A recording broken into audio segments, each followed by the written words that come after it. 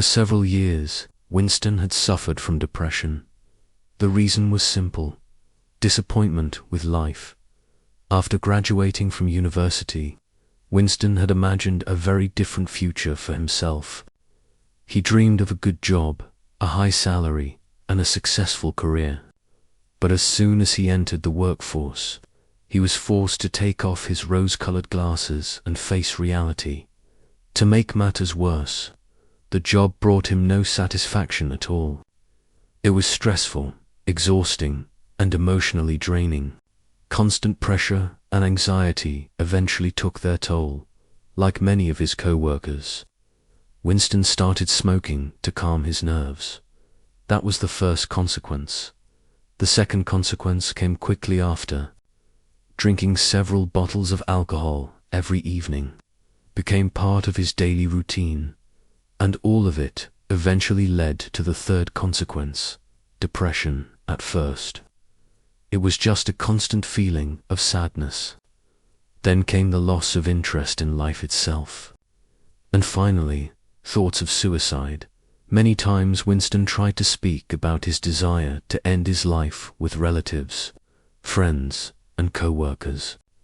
But none of them were able to help him. Some didn't take him seriously, believing he was simply trying to get attention. Others thought he was losing his mind. Eventually, Winston stopped bringing it up altogether, but the depression never disappeared. Neither did the suicidal thoughts. One day, Winston bought a pistol with a single magazine and kept it hidden in the drawer of his desk. That morning, Winston was in an unusually good mood. No one had seen him this happy since graduation. He walked to work as if he were going to a celebration.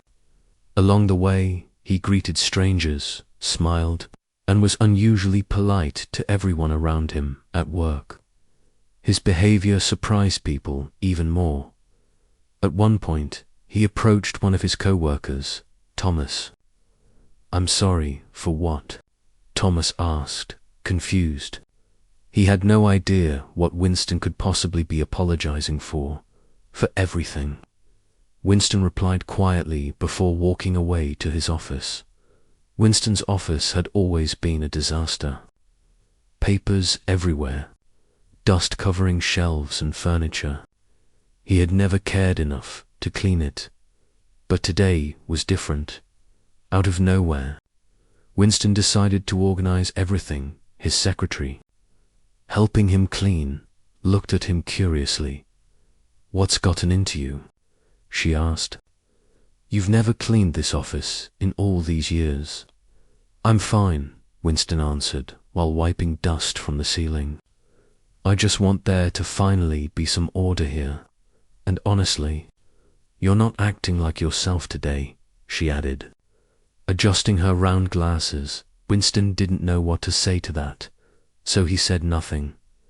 By evening, his mood seemed even better. For the first time ever, he agreed to walk a female co-worker home, a girl who had secretly been in love with him for years and had often asked him to accompany her. After leaving her at her apartment, Winston headed to a bar where his friends were waiting. Everyone there was pleasantly surprised to see him cheerful for once. They liked this version of Winston far more than the gloomy man they had grown used to. Winston returned home around 11 that night. He was drunk, but his mind was completely clear. For the first time in his life, he admitted something to himself. He expected absolutely nothing from life anymore. Taking the pistol from the drawer, Winston looked at it not as a weapon, but as a friend, something capable of freeing him from pain in a single second. The pain he had carried for years was finally within his control.